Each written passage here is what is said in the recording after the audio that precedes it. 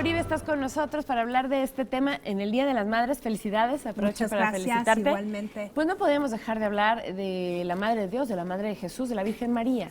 Sí, yo creo que es el ícono en términos de imagen más poderosa de las madres en Occidente. O sea, siempre nos remitimos a la Madre de Dios, a la Virgen María. Históricamente sabemos que existió, sí, es un personaje real, que tiene varias atribuciones. Además de ser la Madre de Dios, era una persona concreta, hija de Joaquín y Ana, según dice la tradición, descendiente del rey David. O sea, sí hay una serie de cuestiones que hacen a María un personaje singular, y la singularidad se le da justamente en el momento en que Dios de alguna manera le pregunta: ¿quieres o no ser la madre de mi hijo? Porque sí le pregunta. Claro, ese es el tema de la anunciación. Hay una quiesencia, una aceptación del hecho. Cuando dice hágase en mí tu voluntad, es una aceptación. Muy bien. Entonces es una aceptación que parte de la historia desde el punto de vista religioso.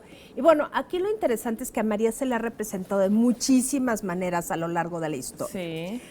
La primera que se conoce, que tenemos clara, es la imagen de la Virgen en la crucifixión, en la catacumba de Priscila, que es una de las múltiples catacumbas que hay en Roma. Es la primera imagen de la que se De la que se tiene noticia, y es del siglo II, casi principios del siglo III, o sea, es muy primitiva.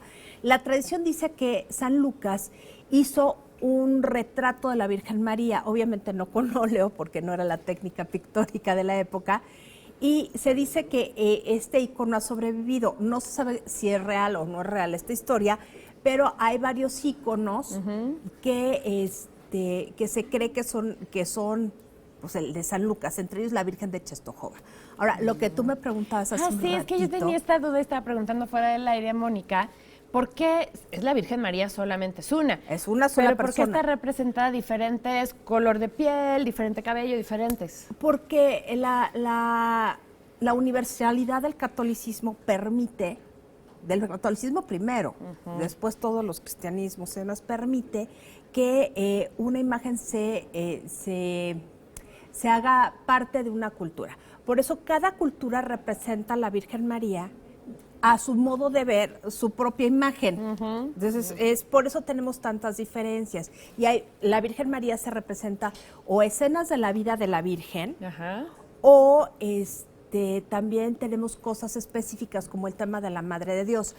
Eso te quiero preguntar. Hay veces que la vemos, digamos, ahí embarazada. está la Virgen de la Esperanza Macarena, que es una dolorosa, es una tipología especial. Ahí tenemos una ascensión de la Virgen.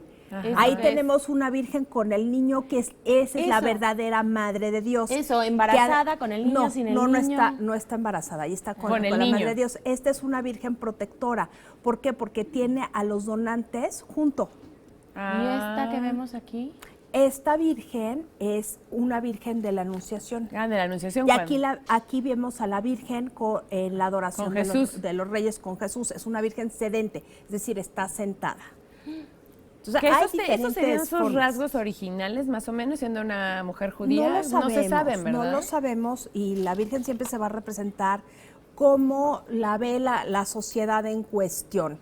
Aquí la vemos completamente medieval, como una mujer flamenca, pero también tenemos representaciones en la India, en China, bueno, la Virgen de Guadalupe, que es una mestiza. Morenita del Tepeyac. Que es la Virgen María también.